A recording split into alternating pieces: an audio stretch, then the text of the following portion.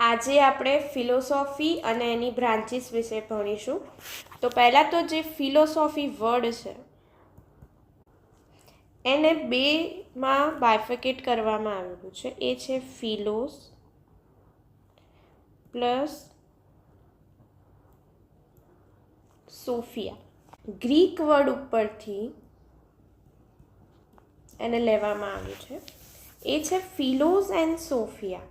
હવે ફિલોસ અને સોફિયાનો મતલબ શું છે? તો ફિલોસનો મતલબ છે લવ એન્ડ સોફિયાનો મતલબ છે વિઝડમ. તો ફિલોસોફી એટલે લવ ઓફ વિઝડમ. પ્લેટોને અકોર્ડિંગ ફિલોસોફી એટલે philosophy is knowledge which makes a man wise. તમારા પાસે એ નોલેજ કે જેનાથી જે મેન છે, જે માણસ છે, વ્યક્તિ છે, એને શું પ્રાપ્ત થાય? વિઝડમ પ્રાપ્ત થાય. હવે આના પછી આપણે એની બ્રાન્ચીસ ઉપર જશું. તો ફિલોસોફીની બ્રાન્ચીસ એટલે કે શાખાઓ. તો ફિલોસોફીની ઘણી બ્રાન્ચીસ છે, પણ એની મુખ્ય 4 બ્રાન્ચ છે. એક છે મેટાફિઝિક્સ, સેકન્ડ છે એપિસ્ટોમોલોજી, થર્ડ છે એક્ઝિયોલોજી એન્ડ ફોર્થ છે એ છે લોજિક. હવે આને ડીપમાં એનું અન્ડરસ્ટેન્ડ કરીએ. તો પહેલું જે છે એ છે મેટાફિઝિક્સ.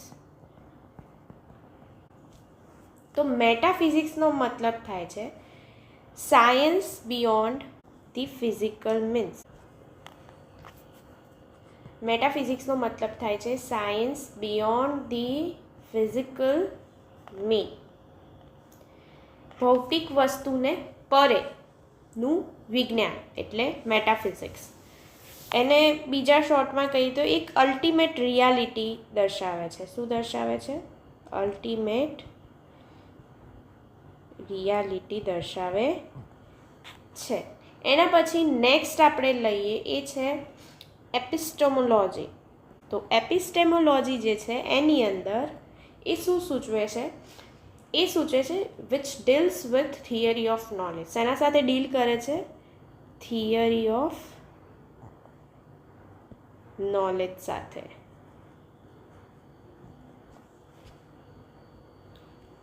બીજું આવે process of acquiring knowledge. Knowledge related જે તમે લો છો, થિયરી લો છો, એની પ્રોસેસ લો છો, એની મેથડ લો છો.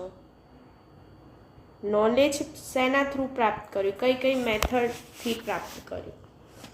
તો આ બધા જે પ્રશ્નો છે એ બધું શેમાં આવશે? એપિસ્ટેમોલોજીની અંદર. થર્ડ વન જે છે એક્ઝિયોલોજી. થર્ડ વન શું છે? એક્ઝિયોલોજી. તો એક્ઝિયોલોજીને મતલબ એવો થાય છે કે થિયરી ઓફ પ્રિન્સિપલ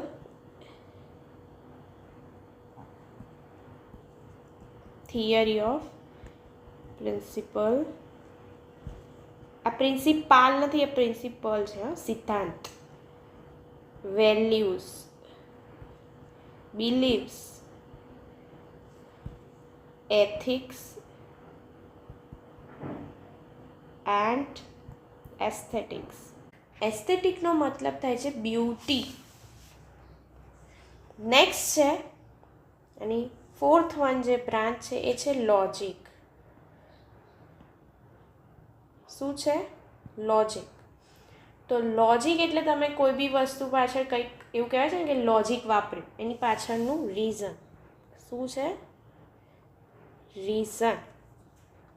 રીઝન પણ કેવું reason? Correct reason.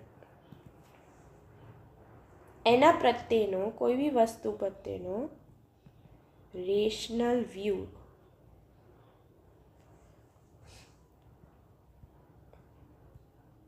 Judgement. Right. તો આ શેમાં આવે છે? ફોર્થ જે બ્રાન્ચ છે લોજિકની, ફોર્થ નંબરની એની અંદર આવે છે. નેક્સ્ટ આપણે આનું રિવિઝન એકવાર ફટાફટ કરી લઈએ. તો પહેલાં તો આજે આપણે જોયું કે ફિલોસોફી ગ્રીક વર્ડ ઉપરથી આવ્યું છે. ફિલોઝ એન્ડ સોફિયા. ફિલોઝ મતલબ લવ અને સોફિયા મતલબ વિઝડમ. તો લવ ઓફ વિઝડમ. બ્રાન્ચીસ આપણે જોઈ મેટાફિઝિક્સ, એપિસ્ટોમોલોજી, એક્ઝિયોલોજી, લોજિક. આના સિવાયની બ્રાન્ચીસ છે પણ મુખ્ય 4 છે. હવે આપણે ફિલોસોફીની ડેફિનેશનમાં એક પ્લેટોની ડેફિનેશન પણ આપણે ભણ્યા. શું ભણ્યા? Philosophy is knowledge which make a man wise. Next હવે આગળ જઈએ. બ્રાન્ચીસના નામ તમને આવડ્યા. હવે એમાં પહેલું છે મેટાફિઝિક્સ, એટલે science beyond the physical, means ભૌતિક વિજ્ઞાનને પરેનું જે સાયન્સ છે. The ultimate reality. The ultimate reality. Epistemology, the theory of knowledge, process of acquiring knowledge and methods. તમે કઈ મેથડથી, કઈ પ્રોસેસ થ્રુ તમે નોલેજ ગેઇન કરો છો, એ જે નોલેજ રિલેટેડ જે વસ્તુઓ છે, કેવી રીતે, કઈ રીતે, તો એ શેમાં આવશે? એપિસ્ટેમોલોજીમાં. અને જ્યારે આપણે એ થિયરીના પ્રિન્સિપલની વાત કરીએ, વેલ્યુઝની વાત કરીએ, બિલીફ્સની વાત કરીએ, એથિક્સની વાત કરીએ, એસ્થેટિકની વાત કરીએ, તો એ શેને અંદર આવે છે?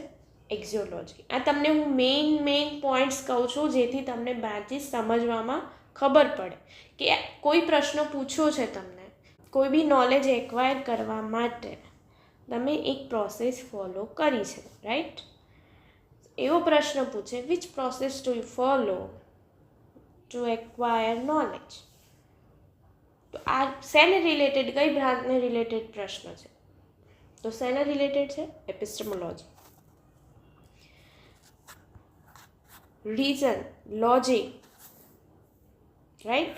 લોજિક્સમાં આવશે reason, correct reasoning, rational views, judgement.